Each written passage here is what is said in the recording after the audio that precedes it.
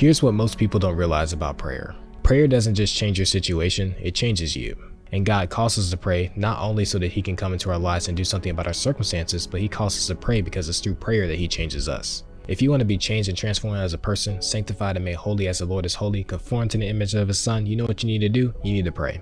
For one, it's in prayer that we open up our hearts to God and that he comes into our hearts and begins to do his work. It's also through prayer that we're humbled and brought low and we begin to be aligned to God's will as well. In prayer as well, we commune and we fellowship with God, and as we spend that time in his presence, we become more like him. And it's also through prayer that we're earnestly built up and edified in our faith, and again, it's the source of much change that happens in our lives. So one important thing that you need to know about prayer is that prayer changes you. And if you're desiring change and transformation, especially in regards to your relationship with God, then you need to make sure to earnestly pray. So I hope that this gave you some food for thought, and perhaps the Spirit of God will speak to those who he needs to speak to. If you want more content like this, just go and drop a sub or a follow. And if you want to hear more teachings from me that are outside of short form content, I want to recommend you join my Bible classes at 8 o'clock p.m. Eastern on Google Meets.